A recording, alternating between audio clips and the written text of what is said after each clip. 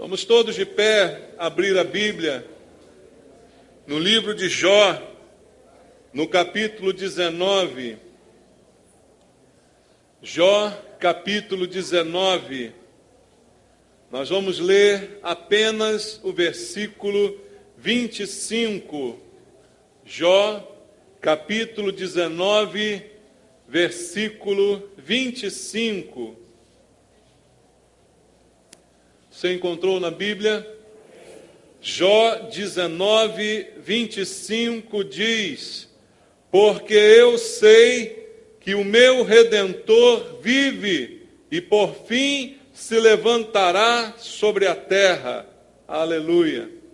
Obrigado, Senhor, pela Tua palavra, por tudo que ela tem para nos dar esta noite, pela direção que vem do Senhor. Ó Deus, ao ouvirmos a Tua voz nesse lugar, que uma mudança se opere em nossas vidas, Pai. Só a Tua palavra tem o poder de nos transformar. É a verdade da palavra que liberta. E é isso que eu te peço essa noite. Que muitos sejam livres por causa da Tua palavra, livres de qualquer pensamento negativo, Pai, livres de qualquer medo, de qualquer angústia, de qualquer ansiedade, que nós possamos confiar que o Redentor vive e reina para todo sempre. Pai, que a Tua palavra venha falar aos nossos corações. Dá-me, Senhor, a unção do Espírito Santo para que eu seja usado por Ti essa noite para ministrar aos meus irmãos. Eu oro junto com eles, te pedindo isto, Pai, em nome de Jesus. Amém. Graças a Deus. Podem sentar, queridos. Amados, esta afirmação que nós lemos aqui, no versículo 25 do capítulo 19 do livro de Jó, ela é uma afirmação de fé. E quem está fazendo essa afirmação é um homem que está vivendo um momento muito ruim na sua vida. É um homem que está passando por uma tremenda dificuldade em todas as áreas. Mas a palavra que sai da sua boca é uma palavra de certeza. Ele diz: eu sei que o meu Redentor vive. Amados, foi Jó quem disse isso. E disse isso muitos anos antes do próprio Senhor Jesus estar presente no mundo. Jó era crente muito antes de nós, irmãos. E é um exemplo que nós precisamos buscar para a nossa vida. Esta certeza, esta convicção, é aquilo que a Bíblia chama de fé. Você conhece a definição bíblica de fé? Lá em Hebreus, no capítulo 11, a palavra de Deus diz: fé é a certeza das coisas que se esperam. É a convicção dos fatos que não se veem. É uma convicção, é uma certeza absoluta, que não precisa ser baseada em provas, em elementos, em instrumentos. É uma convicção no coração. Não é porque as coisas vão bem ou vão mal, não é por causa das circunstâncias, mas é aquela convicção.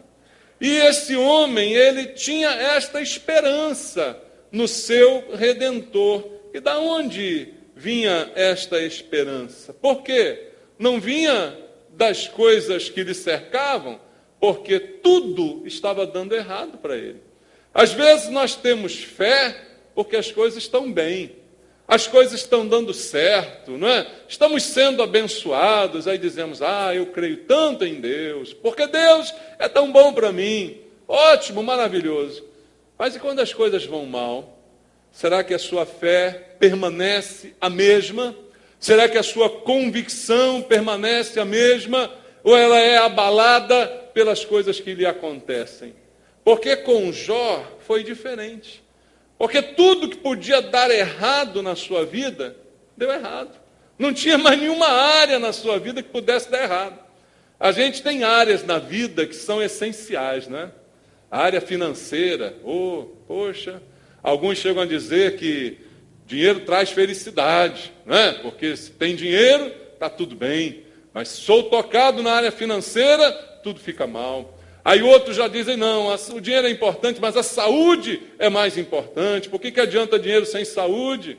Mas quando somos tocados na saúde, aonde está a nossa fé? Se vem a doença, se vem a ameaça de morte, se vem o sofrimento físico, aonde está a nossa fé? Ah, não, mas não importa a saúde, não importa o dinheiro, o importante é a família. Se tudo estiver bem na família, nós estamos bem. E assim as pessoas classificam estas áreas. Mas quando as coisas dão errado em todas estas áreas, porque foi assim que aconteceu com Jó. Deu problema na família, deu problema financeiro, deu problema no corpo, na saúde, em todos os lugares que podia dar problema, deu problema. Mas o que saía da sua boca? O que ele declarou nesse versículo que nós acabamos de ler? Ele declarou a sua convicção a respeito de Deus. Irmãos, esta convicção que nos faz crentes. Hoje a gente diz muito, usa muito esse termo crente, evangélico, isso, aquilo, outro. Mas o que é de verdade um crente? Um crente é quem tem convicção. E convicção não é baseada no que está acontecendo, no que está me cercando, na minha vida se vai bem ou se vai mal. Convicção é uma certeza de fé e pronto. Independente do que esteja acontecendo, independente das circunstâncias. É essa convicção que vai realmente fazer de nós um verdadeiro crente no Senhor. E Jó, mesmo antes de conhecer a Cristo, ele já cria no Redentor. Ele já cria que Deus era o seu Redentor e que Deus estava vivo. Ele cria num Deus vivo e não num Deus morto. Amados, hoje nós comemoramos a Páscoa. E a comemoração da Páscoa nada mais é do que a comemoração de um Deus vivo. Concorda comigo? É Deus vivo, não está morto, não está falido. Amados, na viagem que nós fizemos, nós visitamos muitas igrejas, não evangélicas, como eu disse, não existia nenhuma, mas muitas igrejas históricas, católicas, antigas, castelos e coisas e tal. E você entrava ali, você via ali um Deus morto, um Deus sem vida, morto como aquele prédio, que era mantido ainda, conservado, mas que não tinha nada de Deus naquele lugar. Deus não está morto, Deus está vivo. Nós servimos a um Deus vivo. E essa é a convicção que nós temos que ter, que Deus está vivo. E Jó, mesmo sem conhecer Jesus, ele tinha esta convicção a respeito de Deus. Ele cria em Deus como um amigo, como alguém vivo e presente na sua vida, não como alguém distante que não se importa com aquilo que está acontecendo. Embora ele tivesse todos os motivos até para pensar o contrário. Porque ele podia pensar, ora, se a minha saúde vai mal, se a minha área financeira vai mal, se a minha família vai mal, onde está esse Deus que me abandonou, que não existe, ou então que está dormindo, que deixou que tudo isso acontecesse comigo? Mas não era esse o pensamento dele. Ele disse, não, eu sei que o meu Redentor vive, e o fim desta história vai ser diferente. No fim, ele se levantará. Ele diz, eu sei que ele vive, ele não está dormindo, não está distante, não me abandonou, e ao final, todos verão que ele se levantará, e que ele mostrará a sua vitória em minha vida. Isso é convicção. E é essa convicção que, sinceramente, amados, eu não vejo na maioria das pessoas que hoje povoam as igrejas ditas evangélicas. Nós cremos muito condicionado às coisas da vida. Se as coisas vão bem, nós cremos mais. Se as coisas vão mal, nós cremos menos. Isso não é convicção. Isso não é a fé bíblica, que a Bíblia diz, sem ela é impossível agradar a Deus. Por isso eu creio que a maioria das pessoas hoje que se dizem cristãs não agradam a Deus, porque não têm fé no Senhor. Podem dar dinheiro para Deus, podem dar serviço para Deus, mas não dão o que mais lhe agrada, que é fé e convicção. O que agrada a Deus é essa convicção. Não importa o que me aconteça, eu sei que Deus está vivo. Não importa o que me aconteça, eu sei que Jesus ressuscitou, que Ele vive e que no fim da história Ele vai mostrar a verdadeira história. É essa convicção, amados, que está faltando na nossa vida. E Jó, ele possuía essa convicção, ao afirmar, no meio de toda a desgraça, eu sei que o meu Redentor vive. E essa palavra usada nesse texto bíblico, Redentor, ela admite algumas traduções diferentes. Foi traduzida nesta versão que eu li como Redentor, Mas a origem da palavra poderia derivar algumas possibilidades. Mas todas elas se encaixam bem na pessoa de Jesus. Uma das possibilidades da palavra redentor seria parente, pessoa próxima, pessoa mais chegada, não é? Qual é o parente mais chegado que nós temos, irmãos? É Jesus. Mais chegado que Jesus, o nosso Redentor, não há ninguém. Mais chegado do que um irmão, é o Senhor Jesus. Esse é o primeiro e mais importante parente de todos, porque nos chamou de irmãos. Lembra disso? Sendo Deus, sendo Senhor, nos incluiu na sua família. Mais do que um irmão, porque Ele é voluntário. Entregou a sua vida em nosso favor. Esse é o nosso Redentor. É o Redentor que você também possui. O mesmo de Jó é o seu. O Senhor Jesus. Mais amigo do que um irmão, que não se envergonha de nós, que está sempre ao nosso lado. Leia comigo a Bíblia em Hebreus, no capítulo 2, no versículo 11. Vamos ler alguns versículos para ilustrar o nosso Redentor. Hebreus capítulo 2, verso 11 diz: pois tanto o que santifica como os que são santificados, todos vêm de um só. Por isso é que ele não se envergonha de lhe chamar irmãos. O Senhor nos chamou de irmãos, nos incluiu na família de Deus. É um parente mais chegado que nós temos. E mesmo quando ele foi abandonado, ele jamais nos abandonou. Porque o amor de Deus por nós não é condicionado ao nosso comportamento. Deus nos ama incondicionalmente. É mais chegado, mais próximo do que um irmão. Porque às vezes até entre irmãos tem problema e irmãos não se dão, não é verdade, amados? O maior e principal parente que nós temos é Jesus Cristo, que nos chamou de irmãos e mesmo quando é abandonado, continua assim nos chamando. Veja Mateus capítulo 28, versículo 10. Mateus 28, verso número 10. A palavra de Deus diz assim: então Jesus lhes disse: não temais, ide avisar a quem? A meus irmãos que se dirijam a Galileia e lá me verão. Jesus disse isso no dia que ressuscitou, amados. E ele foi abandonado pelos seus irmãos. Porque quando ele morreu na cruz, todos se dispersaram.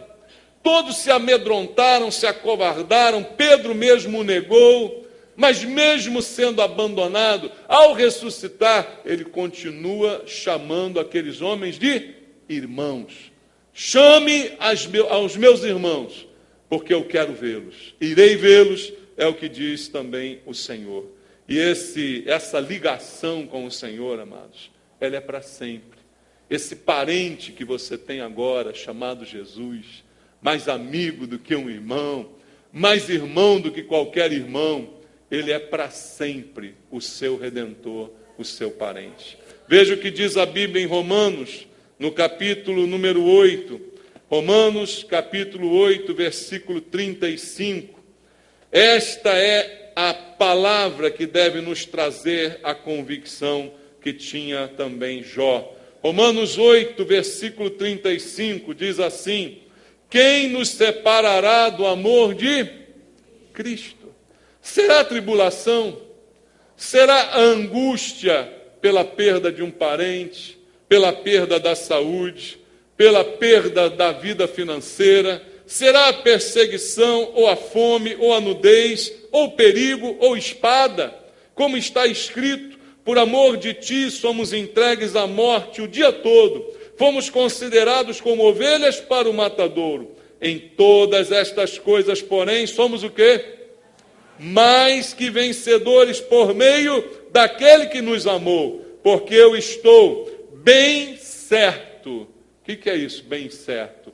Convicção, certeza absoluta estava presente na vida do apóstolo Paulo. homem que também sofreu por Cristo, teve problemas em todas as áreas, mas tinha uma convicção. Estou bem certo, diz o apóstolo Paulo, de que nem a morte, nem a vida, nem os anjos, nem os principados, nem as coisas do presente, nem do porvir, nem os poderes, nem a altura, nem a profundidade, nem qualquer outra criatura poderá separar-nos do amor de Deus que está em Cristo Jesus, nosso Senhor.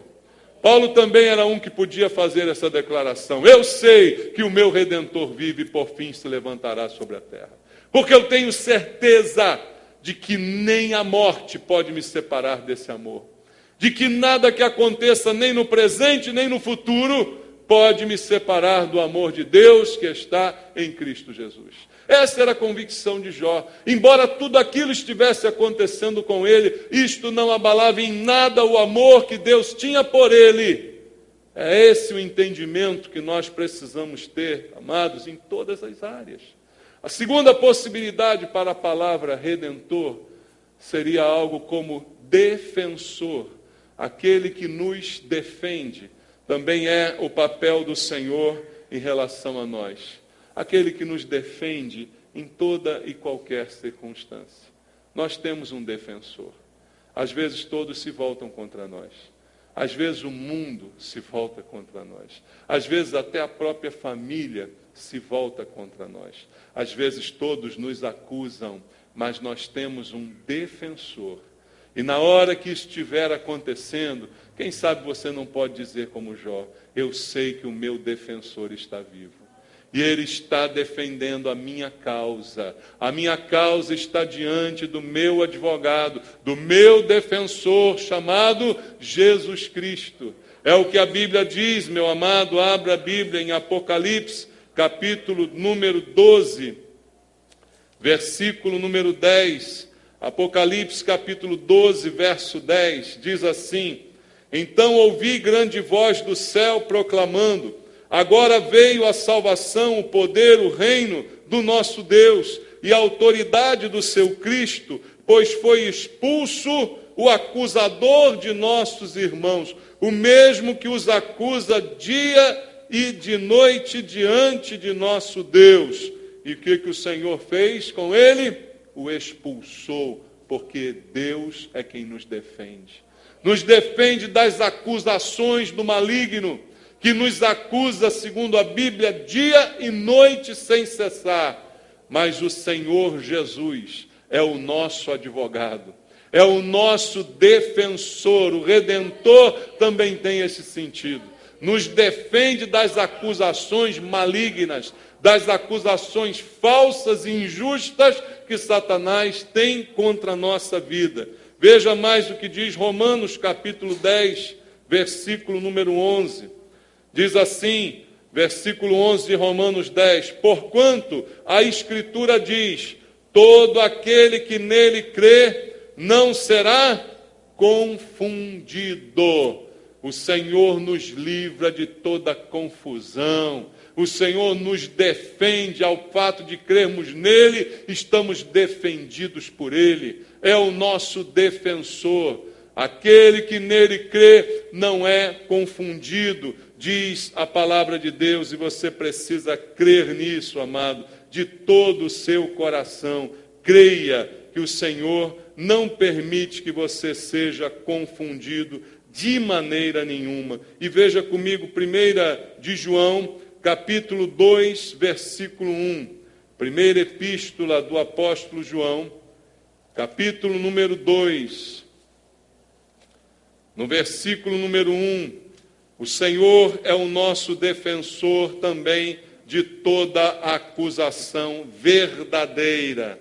1 de João, capítulo 2, verso 1, diz: Filhinhos meus, estas coisas vos escrevo para que não pequeis. Se todavia alguém pecar, temos advogado junto ao Pai, Jesus Cristo, o justo. Contra a acusação falsa, ele nos defende. E contra a acusação verdadeira, nos defende também. Se alguém pecar, ele diz: filhinhos, não pequeis. Mas se alguém pecar, ainda assim, Ele é o nosso advogado, o nosso redentor, o nosso defensor. Ele vive, ele não está morto, ele vive para nos defender das acusações falsas e verdadeiras, das confusões em que tentam nos envolver. Ele está vivo, e Jó já cria nisso muitos anos antes de nós, amados. Mesmo no meio de todo o mal que lhe cercava, ele afirmava a sua fé e a sua convicção. É um exemplo que precisa ser seguido por nós. E o terceiro significado é o próprio da palavra, como assim foi traduzida: redentor. Redentor significa salvador, que proporciona a nossa redenção, nos livra da destruição, nos salva, é o nosso Salvador. Veja o que diz Gálatas capítulo 5, no primeiro versículo de Gálatas capítulo número 5. Diz assim: para a liberdade foi que Cristo nos libertou, permanecei, pois, firmes, e não vos submetais de novo a quê? A jugo de escravidão.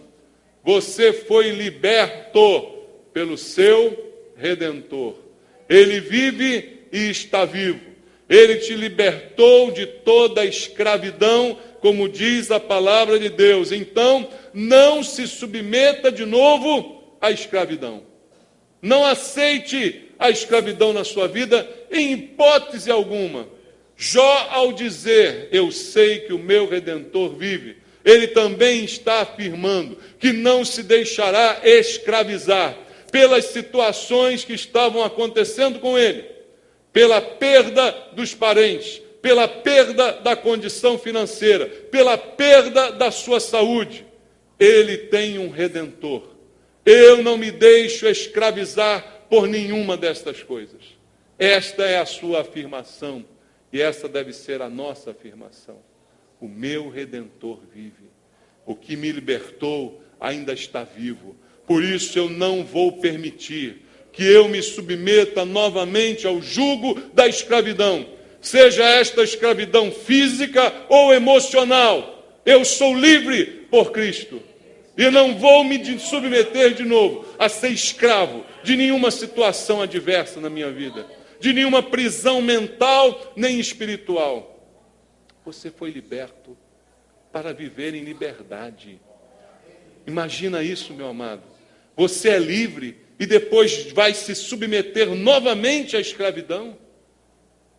Deus te libertou. Não se escravize de novo. Ele é o teu Redentor e está vivo. Não se submeta novamente a isso. Redentor é a palavra usada por Jó e é a que se aplica a Jesus. E porque Ele é o Redentor, porque Ele pagou o preço da sua liberdade, Ele pagou o preço do seu resgate. É o que a Bíblia afirma, meu amado. Leia comigo em 1 aos Coríntios, capítulo 6, versículo 20. 1 aos Coríntios, capítulo 6, verso 20. Diz assim: porque fostes comprados por preço. Agora, pois, glorificai a Deus no vosso corpo. Fostes comprados. Ele é o Redentor porque Ele comprou o seu resgate. Ele comprou o direito à sua liberdade. Ele comprou cada um de nós. E mais no capítulo 7 do mesmo livro, no versículo 23, está escrito: por preço fostes comprados, não vos torneis... O que, irmãos? Escravos de homens. Pensa nisso. Você foi comprado. Você não pode mais ser escravo de homens. Ah, mas de que forma eu sou escravo de homem?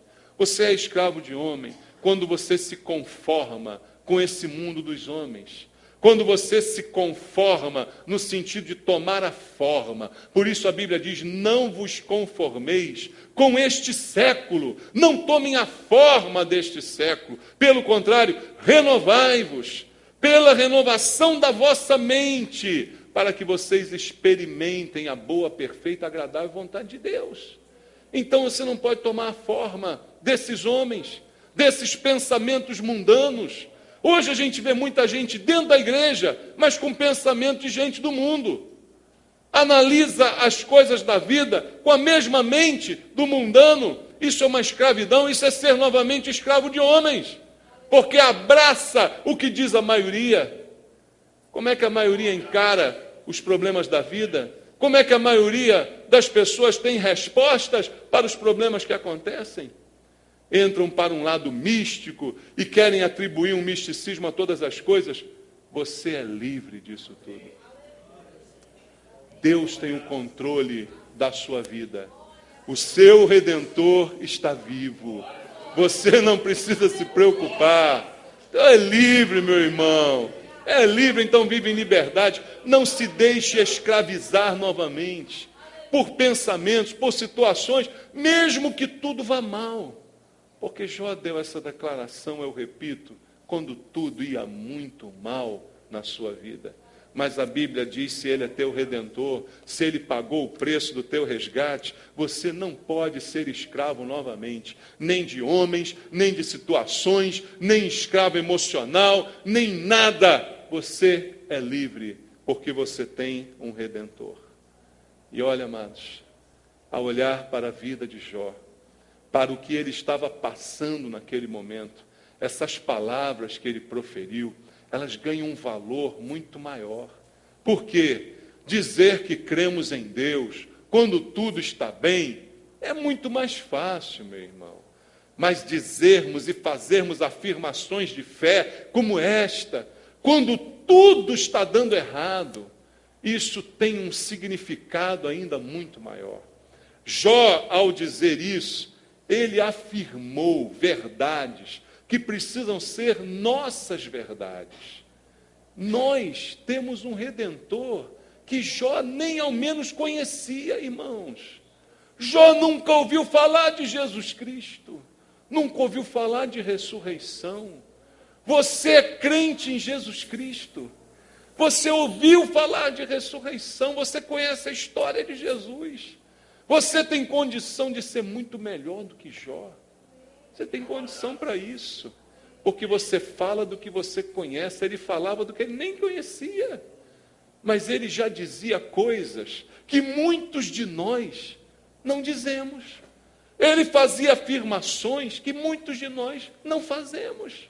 Ao dizer ele, eu sei que o meu Redentor, veja, irmãos, isso é lindo demais. Ele está dizendo, o Redentor é meu. Eu tenho um Redentor. Eu tenho algo que é verdadeiramente meu. Agora olha para a vida daquele coitado chamado Jó. Nada mais ele tinha para chamar de seu. Porque os filhos ele perdeu. Os bens ele perdeu. A saúde ele perdeu. Mas há algo ainda que é dele, que ninguém pode tirar. É o meu Redentor. O meu Redentor é meu e ninguém pode tirar. O diabo pode me tirar tudo, mas não pode tirar o meu Salvador. Por isso que Paulo disse, nem morte pode me afastar do amor de Deus, nem um principado, nem uma potestade. O diabo pode tirar tudo de você, mas não pode tirar teu Salvador. Não pode tirar a tua salvação. Não pode tirar o teu Redentor. Jó perdeu tudo, mas o Redentor ainda é dele. Ele diz, é o meu Redentor. É o meu Salvador que está comigo. E eu me entrego nas mãos dele, porque ele é meu e nunca deixará de ser meu. E mesmo que eu perca tudo, eu não perco o meu Redentor. Porque ele é para mim como um protetor. E eu confio a minha vida toda a ele. Será que não é isso que falta para nós, irmãos? Essa convicção. Será que a gente vai viver aí de altos e baixos? Um dia está cheio de fé, outro dia está lá na lama. Cadê o Redentor? Morreu. Cadê o Redentor quando tudo vai mal? Não é mais seu Redentor, não é mais seu. Quando você perde tudo, ele deixa de ser o teu Redentor. Pensa nisso, meu amado. Cadê a nossa convicção de que a minha vida, o meu futuro, tudo que eu tenho, está nas mãos do Redentor? Não importa o que eu venha a perder, ele está vivo, está reinando, então eu me apegarei a ele. Amado, o que Deus quer de você? Deus quer de você dinheiro? Deus quer de você trabalho. Amado, o que Deus mais quer de você é fé. Por isso a Bíblia diz, é a fé que salva. Ninguém compra a salvação. Ninguém paga por ela. O que Deus deseja é ser crido, mais do que ser servido. Porque Ele não pode ser servido por quem não crê nele. Quem não crê em Deus não tem o direito de servir a Deus. Porque Ele quer que você creia. E quando você crê, você diz, é o meu Redentor. É o meu Salvador, que não importa o que aconteça, não importa o que eu perca. Por isso, meu amado, aprenda uma coisa. Não se apegue a nada nessa vida. Porque tudo que existe nessa vida, você está sujeito a perder. Há alguma coisa que você possa dizer, isso aqui eu não vou perder nunca? Só o Redentor. O Redentor vai ser seu para sempre. O Redentor vai ser seu para sempre. Ele vai ser seu para sempre. Não tem como, amado. Ele é teu. Não importa o que aconteça. Ele é teu. A roupa do teu corpo, você pode perder. A casa onde você mora, você pode perder. O emprego que você tem, você pode perder. Os parentes que você ama, você pode perder. Mas o teu Redentor, você nunca vai perder. Então não se apegue a nada.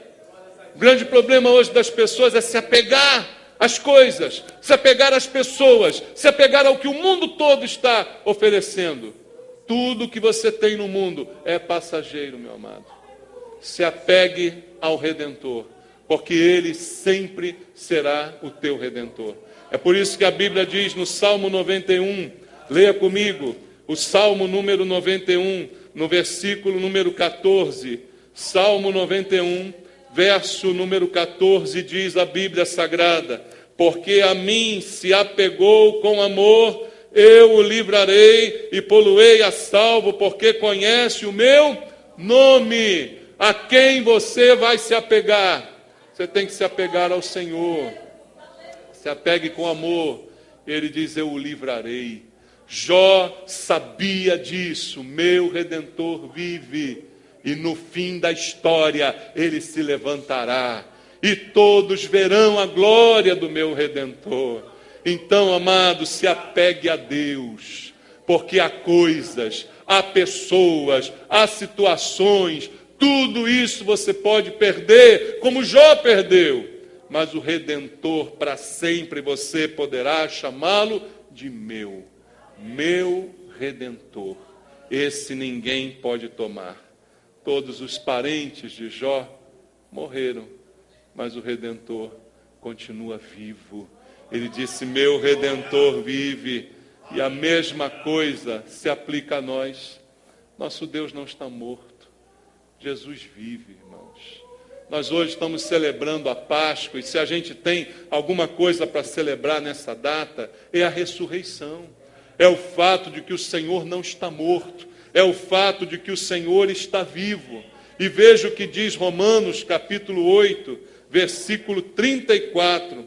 Romanos 8 é um texto maravilhoso, amados. Mas no versículo 34, Paulo pergunta, quem os condenará? É Cristo Jesus quem morreu, ou antes, quem ressuscitou, o qual está à direita de Deus e também intercede por nós. Meu Redentor está vivo e está intercedendo por mim. Essa é a convicção. Mas eu perdi tudo. Mas eu perdi os parentes. Mas eu perdi o dinheiro. Mas eu perdi a saúde. Mas o meu Redentor está intercedendo por mim. O meu Redentor está vivo, não morreu. Ele não morreu nem está morto. Está vivo e está intercedendo por mim, diz a Bíblia. Essa é a convicção que nós precisamos ter. Essa é a fé que agrada a Deus, amados. A fé que agrada a Deus não é a fé usada como um mantra para garantir coisas materiais, para declarar coisas para ganhar coisas. Essa fé não é fé em Deus, é fé em coisas. A fé que agrada a Deus é a fé que crê que Deus está vivo e está operando. É essa fé que nós precisamos e nós encontramos nesse homem tão antigo na Bíblia Sagrada. Amados, essa é uma certeza absoluta. Apesar do futuro de Jó ser incerto. Porque a esta altura dos acontecimentos, o que Jó poderia esperar do seu futuro? Veja, ele perdeu tudo. Não tem mais filhos, não tem mais bens, não tem mais saúde.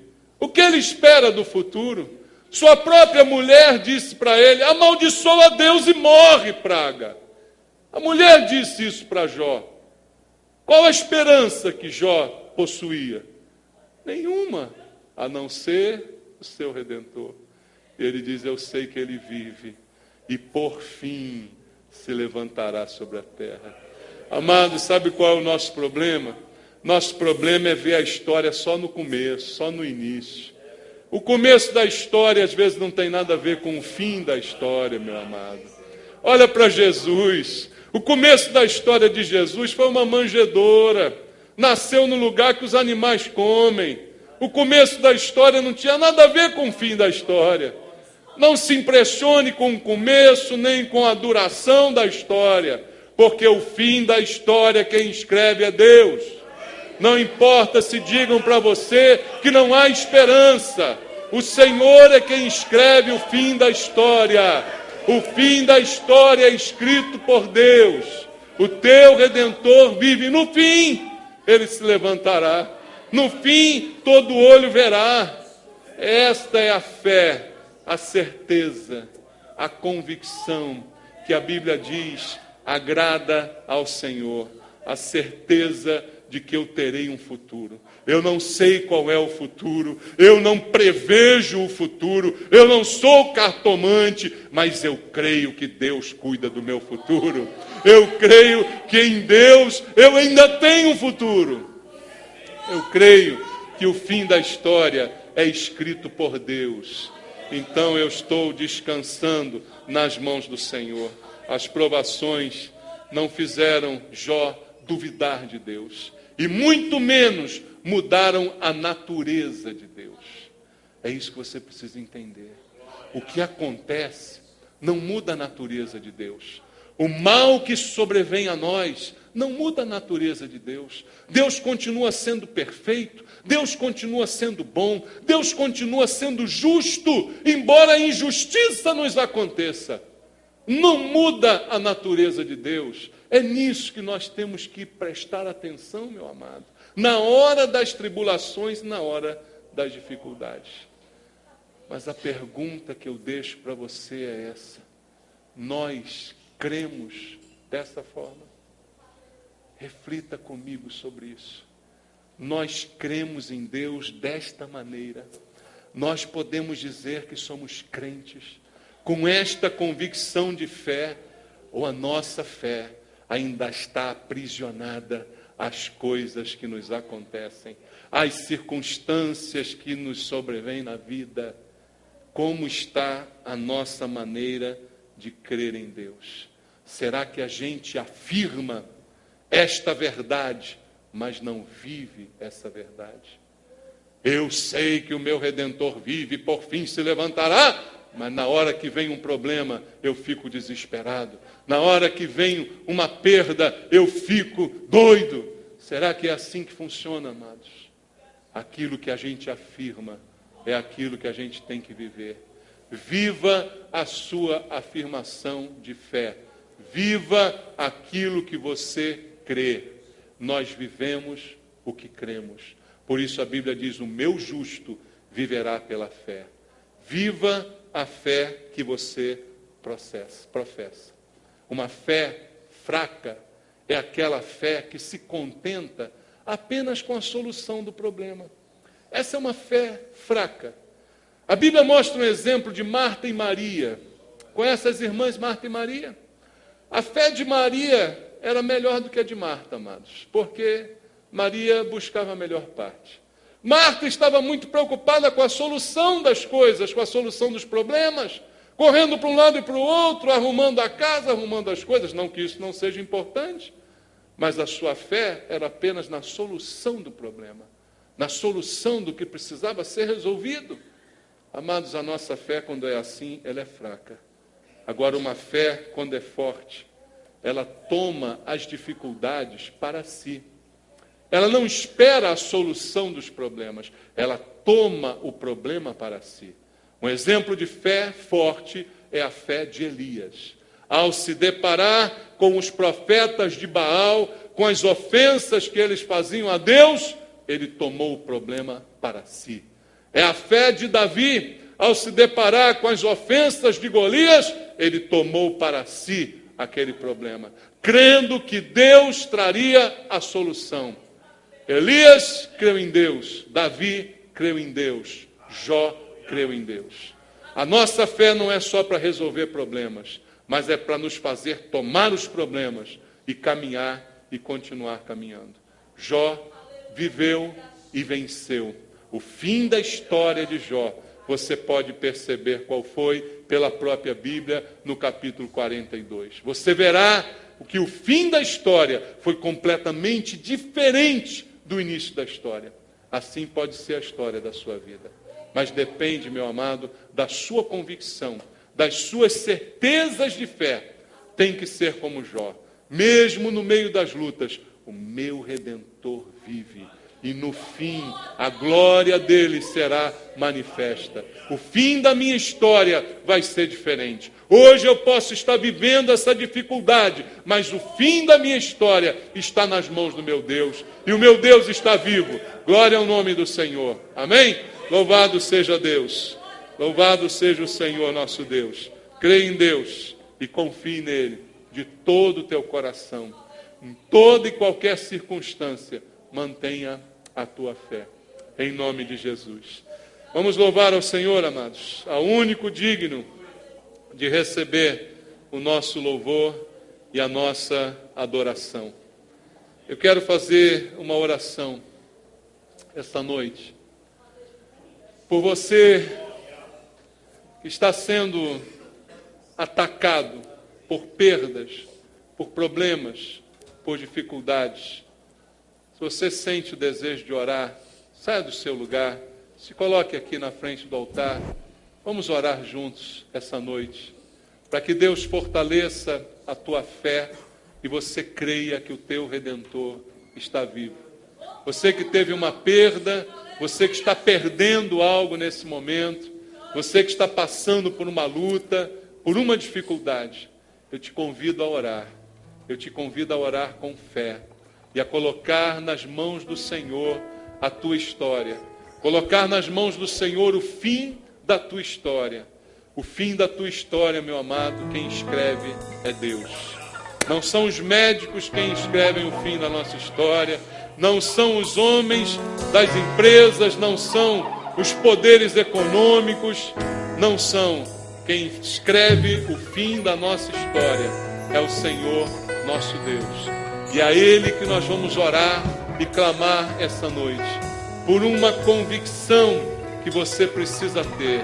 Eu posso pedir isso a Deus, porque a Bíblia diz que a fé é um dom de Deus, é um presente de Deus. Que o Senhor te conceda este dom esta noite, de crer apesar das circunstâncias, apesar das lutas, apesar das perdas, apesar das dificuldades, que você creia e que você declare com toda a convicção: eu sei que o meu Redentor vive, e no fim da história todos vão ver que Ele está vivo e que Ele cuida de mim. Eu vou me apegar a Ele de todo o meu coração, e Ele vai me livrar, e Ele vai me colocar a salvo no meio dessa tempestade. Pai querido, cuida dos teus filhos aqui, Senhor. Cuida de cada um deles, meu Deus.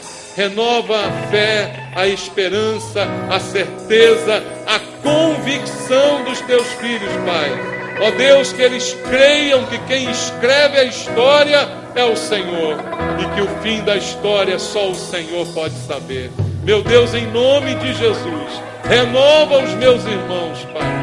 Renova a fé de cada um deles, para que sejam imbatíveis, inabaláveis na fé e na convicção que tem no Senhor. Assim os abençoamos, Pai, em nome de Jesus, em nome de Jesus. Deus abençoe você, Deus fortaleça você, Deus te dê essa convicção de fé, para que você a declare e a viva em nome de Jesus. Deus abençoe. Vamos louvar ao Senhor. Glória a Deus. Glória ao teu nome, Senhor.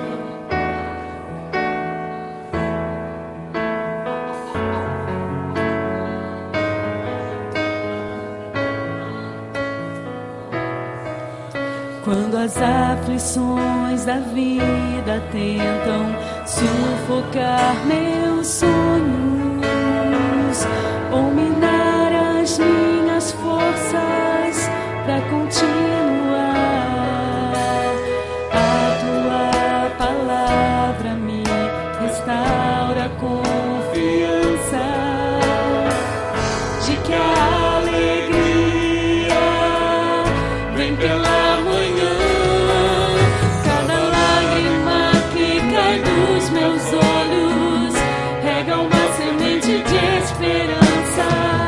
daquilo que creio com todo o coração.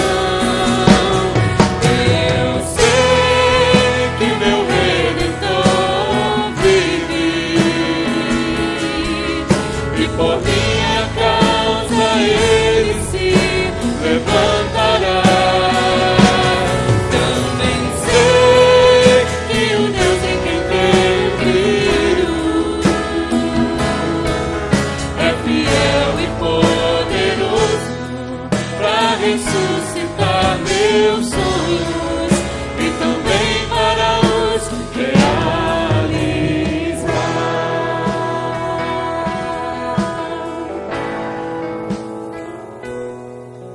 Quando as aflições da vida tentam sufocar meus sonhos ou minar as minhas forças para continuar,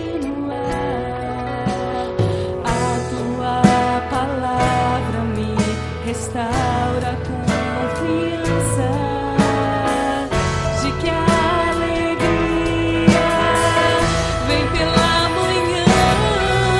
Cada lágrima que cai dos meus olhos rega uma semente de esperança daquilo que creio com todo o coração. Eu sei que meu Redentor vive e por minha causa ele se levantará. Também sei que o Deus em quem tenho crido é fiel e poderoso para ressuscitar meus sonhos e também para os realizar.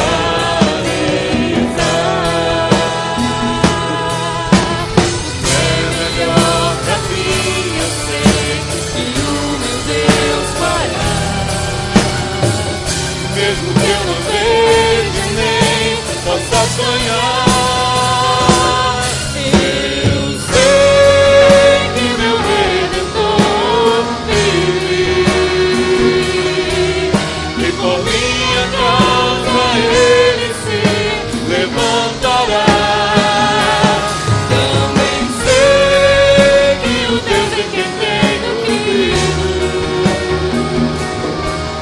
é fiel e poderoso para ressuscitar meus sonhos e também para os realizar.